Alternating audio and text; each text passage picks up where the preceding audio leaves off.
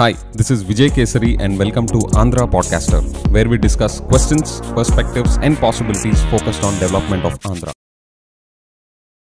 Friends, honourable CM CBN గారు కుప్పంని develop చేస్తాను అని చెప్పేసి బోలెడని ప్రామిసెస్ ఇస్తున్నారు. గుడ్. కానీ దానికి ఆయన తీసుకున్న అప్రోచ్ మాత్రం ఫండమెంటలీ రాంగ్. ఎందుకో నేను మీకు ఎపిసోడ్లో ఎక్స్ప్లెయిన్ చేస్తాను. ఓకే, టు బిగిన్ విత్, ఆయన 2 days కుప్పం విజిట్లో ఆయన ఆ రీజన్ని, ఆ కాన్స్టిట్యున్సీని డెవలప్ చేస్తానని చెప్పేసి చెప్పిన పాయింట్స్ లిస్ట్లో ఫస్ట్ది ఆయన ఫుడ్ ప్రాసెసింగ్ ఇండస్ట్రీస్ డెవలప్ చేస్తానని, ఆ కాన్స్టిట్యున్సీని ఎడ్యుకేషన్ హబ్ కింద ట్రాన్స్ఫార్మ్ చేస్తానని, నెక్స్ట్ ఆ రీజన్ డ్రాట్ ప్రోన్ కండిషన్కి గురై ఉంటుంది కదా, సో అది 0 drought సెగ్మెంట్ కింద చేస్తాను అని చెప్తా, అక్కడ dairy, milk, silk and honey ఆ సెక్టర్ని కూడా ప్రమోట్ చేస్తాను అని, and irrigation tanks to the tune of 1 lakh TMC capacity వాటర్ని స్టోర్ చేసుకునేలాగా ఇరిగేషన్ ట్యాంక్స్ని కూడా ఆయన డెవలప్ చేస్తాను అని చెప్పేసి ఆయన అంట. కుప్పంలో ఎయిర్పోర్ట్ని కూడా కన్స్ట్రక్ట్ చేస్తాను, డెవలప్ చేస్తాను అని చెప్పేసి అన్నారు. బిఫోర్ ది ఎలక్షన్స్ మనం కుప్పం కాన్స్టిట్యున్సీని జూమ్ ఇన్ చేసే కాన్స్టిట్యున్సీ లెవెల్లో జూమ్ ఇన్ చేసి చూసే సిరీస్లో కుప్పంని చూసినప్పుడు ఎయిర్ స్ట్రిప్ అన్నారు, but not airport, with reference to the article that I read. కానీ ఆయన expressively he said now that it is going to be Kuppam airport. Okay, దాని పర్పస్ ఏంటి అంటే అక్కడున్న అగ్రికల్చర్ అండ్ హార్టికల్చర్ ప్రొడ్యూస్ని different major cities in India connect చేస్తా అది help చేస్తుంది అన్న ఇంటెన్షన్తో ఆయన అది డెవలప్ చేస్తూ ఉంటున్నారు, which is a good thing. And next Pala river across అక్కడ చెక్ డ్యామ్స్ని కన్స్ట్రక్ట్ చేస్తా ఆ రీజన్లో ఉండే ఇరిగేషన్ నీడ్స్ని అండ్ డ్రింకింగ్ వాటర్ నీడ్స్ని అడ్రస్ చేయడానికి అది హెల్ప్ అవుతుందని అవి కూడా కన్స్ట్రక్ట్ చేస్తాను అని చెప్పేసి ఆయన చెప్తున్నారు. నెక్స్ట్ కుప్పం కాన్స్టిట్యున్సీలో milk production capacity somewhere around 3 to 4 lakh liters అనమాట. ఓకే, దాన్ని ఈయన 10 lakh liters తీసుకెళ్ళి ప్రొడ్యూస్ చేసే అంత కెపాసిటీతో మిల్క్ ప్రాసెసింగ్ సెంటర్ని కూడా నేను పెట్టి డెవలప్ చేస్తానని చెప్పేసి అంటున్నారు. ఆ 3 to 4 lakhs నుంచి 10 lakh లెవెల్కి బూస్ట్ అయ్యే అంత క్యాటిల్ని కూడా గవర్నమెంట్ సప్లై చేసేలాగా వీళ్ళందరు ఫార్మర్స్కి, డైరీ ఫార్మర్స్కి ఆయన చేసేలాగా చేస్తాను అని చెప్పేసి అది కూడా చెప్తున్నారు. నెక్స్ట్ కుప్పం నుంచి అదర్ ఏరియాస్కి కమ్యూట్ చేస్తూ ఉంటారు కదా, to other major cities like Bengaluru, Chennai, మన కృష్ణగిరి, ఇవంతా కూడా. సో వాటి రోడ్ ఇన్ఫ్రాస్ట్రక్చర్ కూడా ఆయన కనెక్ట్ చేసేలాగా స్ట్రెంథెన్ చేస్తానని చెప్పేసి అంటున్నారు. అండ్ అక్కడ ఉండే కుప్పం కాన్స్టిట్యున్సీలో ఉండే వాళ్ళకి cellular network and bandwidth upgrade అయ్యేలాగా ఆయన కూడా యాక్షన్ తీసుకుంటాను అని చెప్పేసి అంటున్నారు for the people to avail better telecom services. Okay, next Handrineeva branch కెనాల్ని కూడా అతి త్వరగా కంప్లీట్ చేస్తానని కూడా ఆయన చెప్తున్నారు. అండ్ ఫైనల్గా కుప్పం కాన్స్టిట్యున్సీ డెవలప్ చేయడానికి 100 crore యాక్షన్ ప్లాన్ కూడా రెడీ చేస్తున్నాను అని చెప్పేసి అన్నారు. ఫ్రెండ్స్, ఇక్కడ ఇవన్నీ మంచిదే, కుప్పంని డెవలప్ చేయడానికి ఆయన ఇన్ని ప్రామిసెస్ చెప్తున్నారు, నో జడ్జ్మెంట్స్ ఆన్ దాట్. కానీ ఆయన తీసుకున్న అప్రోచ్ యాజ్ అ సీఎం ఇది కరెక్టేనా? ఓకే, నేను ఎందుకు క్వశ్చన్ చేస్తున్నానంటే, the way he went head and promised, okay, అది ఒక ఎమ్మెల్యే చేయడం కరెక్ట్. ఎందుకంటే ఎమ్మెల్యే అన్న పొజిషన్కి ఆయన కాన్స్టిట్యున్సీ లెవెల్ ప్రాబ్లమ్స్ సాల్వ్ చేయడం is A to Z of his job. So కాబట్టి ఆయన ప్రపంచంలో రిసోర్స్ అన్నీ తీసుకొచ్చి ఆ కాన్స్టిట్యున్సీని అడ్రస్ చేసేలా చేయడం అనేది హిస్ డ్యూటీ. ఆయన ఎమ్మెల్యేగా తీసుకునే అప్రోచ్ కరెక్ట్, కానీ he being the honourable CM of Andhra Pradesh ఆయన తీసుకున్న అప్రోచ్ రాంగ్. ఎందుకు అంటే friends, Kuppam is one of the constituencies in the entire Andhra Pradesh. What about rest of 174 constituencies? ఇప్పుడు మీరు ఒక్కొక్క కాన్స్టిట్యున్సీకి ఒక్కొక్క సెట్ ఆఫ్ ప్రాబ్లమ్స్ ఉంటాయి. అండ్ మన స్టేట్ బడ్జెట్ మొత్తానికి లిమిటెడ్ రిసోర్సెస్ ఉన్నాయి. మన స్టేట్ మొత్తానికి లెట్స్ సే 100 రూపాయలు ఉన్నాయి, కానీ అవి 175 మంది పిల్లలకు పంచాలి.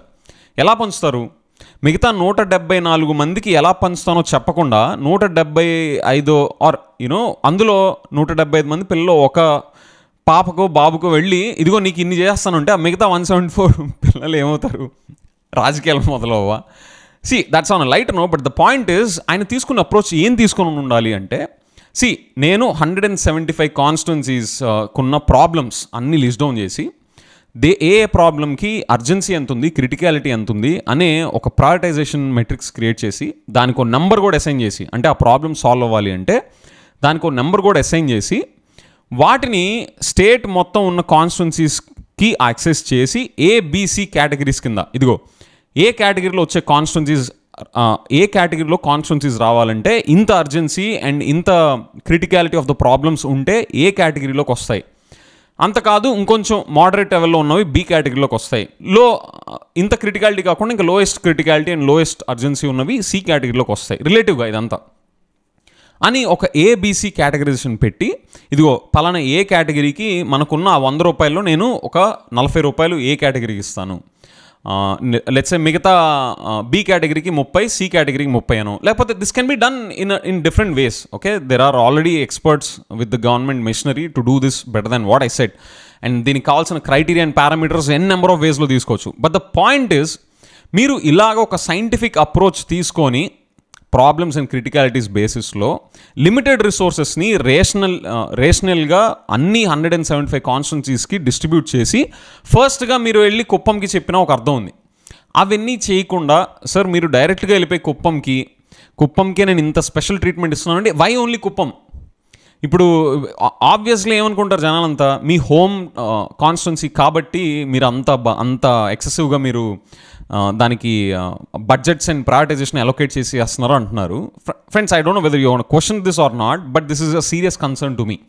ఇది ఎట్లాంటి యాటిట్యూడ్ నుంచి వస్తుంది అంటే, వడ్డించేవాడు మనవాడైతే ఎంతైనా వడ్డించుకోవచ్చు అనేది ఒకటి ఉంటుంది. మన సామెత తెలుగులో సామెతలు ఉంటాయి కదా. సో అదే సిచ్యువేషన్ డెమోక్రసీలో పనికిరాదు.